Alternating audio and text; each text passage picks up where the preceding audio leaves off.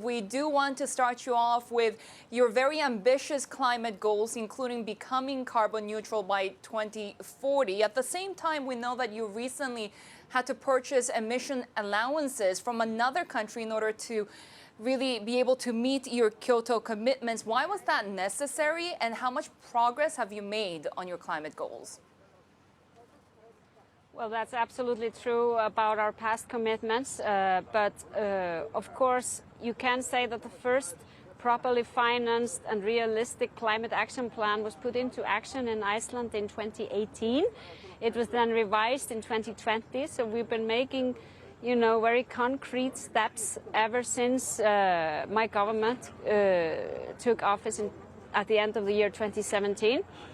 I think, however, we still are not doing enough, and I have been in the climate summit today, and I think it's very clear that all nations need to accelerate their climate action.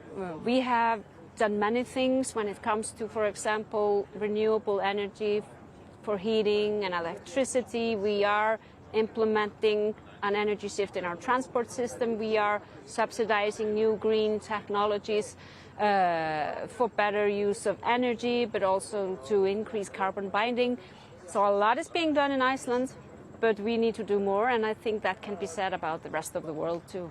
When do you think that Iceland could actually come below the average of EU emission per capita, because you're still above that?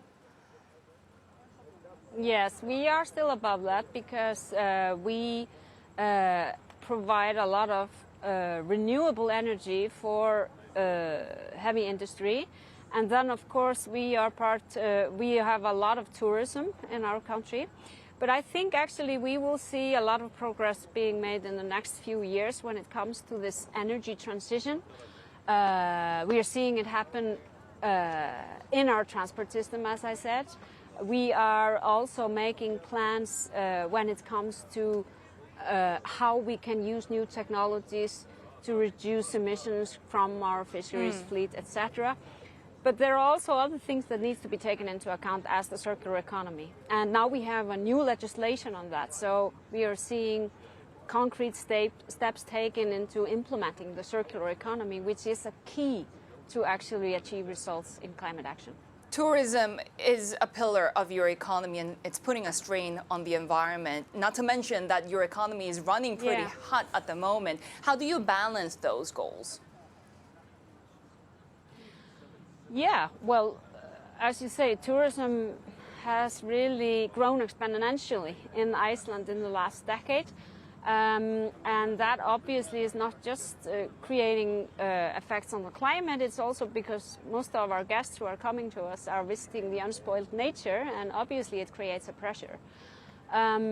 So we have been, and we are actually have announced that we are putting increased taxes on tourism in Iceland. Not high taxes to begin with, but we are talking about city taxes, etc., for people who stay in Iceland, because we think it's very important that we have that economic factor within that. And a lot of our companies who are working in the tourism sector are finding ways to really turn over to circular economy, turn over to electric cars, etc. So that change is happening, but it is a challenge. It is truly a challenge. When it comes to women's rights, Madam Prime Minister, Iceland has been a front runner. You have a law that requires companies to get certified for equal pay, for equal work. How much has this helped in achieving equality? Well, the gender pay gap is actually quite a important factor of the gender gap in general. And we have been diminishing the gender pay gap in Iceland gradually, and increased transparency through that legislation on equal pay has been an important factor. But we're also taking new steps now, because what remains of the gender pay gap in Iceland is really about the fact that we have a gender segregated labor market, with some sectors dominated by men and other sectors dominated by women. And sectors dominated by women tend to be undervalued. And that's what we have created a task force to really tackle this challenge. We are in the middle of a pilot project in the public service, how to really change the value so we can actually start talking about pay equity and not just equal pay. But you know, pay equity is a very important factor for the economic independence of women and therefore an important factor of gender equality in general. A key focus at this year's UN General Assembly, of course, is the ongoing war in Ukraine. Your party is against Iceland's NATO membership. How has your view evolved since the crisis?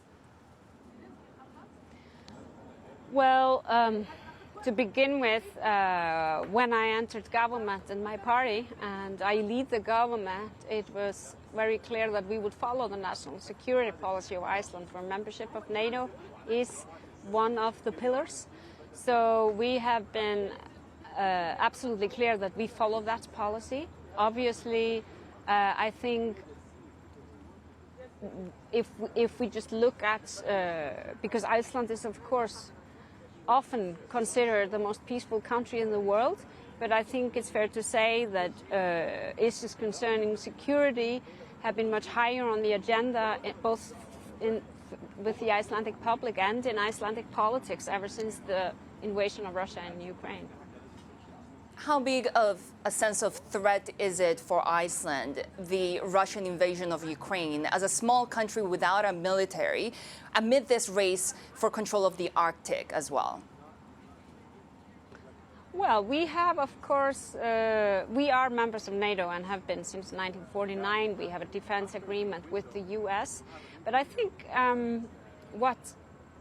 when you ask about the sense of security, I think what has happened is that people realize how important multilateral cooperation is, and not least for a small country like Iceland, which builds its existence really on really the rule-based order that other countries follow the rules, do not invade, respect territorial integrity and sovereignty of other nations. So I think absolutely that what has happened in Iceland is that people have become more aware of the importance of the multilateral system. And being here at the UN General Assembly, where we're actually talking very much about the fact that the multilateral system is under threat right now, that it's under pressure right now. We are seeing deepening divisions.